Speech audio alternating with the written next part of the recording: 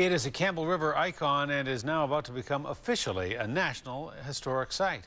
The wooden Seiner that was made famous on the back of Canada's old $5 bill will be center in a ceremony tomorrow. Today, the Maritime Museum was sprucing the vessel up, getting ready for its big day. A News reporter Gord Kurbis takes us aboard for a preview. If this photograph of a West Coast fishing vessel looks familiar to you, it's probably because you've seen it here on the back of Canada's older $5 bill. It held that place of honor for more than a decade. This vessel was on the Canadian $5 bill from 1972 to 1986. The photo was taken near Seiner Narrows during one of the largest salmon fishing seasons that existed at the time. Photographer George Hunter snapped the photo and then entered it into a contest sponsored by the Toronto Star. That's when the Royal Mint was looking for images for its new series of bills. They saw the photo and thought it was the perfect way to represent the fishing industry. And they were looking for different industries that made Canada what it is. And that's kind of how it all came about. And from that moment onward, the vessel became the pride of the Campbell River community. The boat was deemed an historical site in September of 2005, but due to a series of delays, never received a plaque officially recognizing that honor. That will be rectified tomorrow.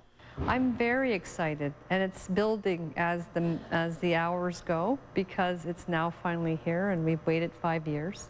The vessel had been stored in Vancouver until Campbell River's Maritime Museum could be completed and was then sailed over to become the building's centerpiece. It had its last voyage on June 8th, 2002, and we have our notorious shots of that. That's the last time it was in the water. The Seiner is now admired by hundreds of visitors each year who can actually walk on the decks and poke through the wheelhouse. We've had kids kind of describe it as a miniature dollhouse, but they call it, of course, the boathouse. Yeah, and imagine themselves, cooking in a little galley kitchen and stuff like that. Because part of the Maritime Heritage Center is often rented out for wedding receptions, the vessel was frequently used as a setting for photos. Brides and grooms can stand next to their catches near where the crew members caught the big ones. So we've had requests for wedding ceremonies.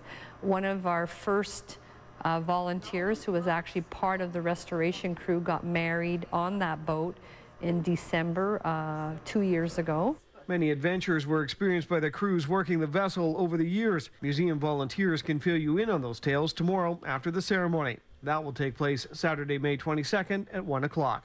In Campbell River, Gord Kurbis, A News.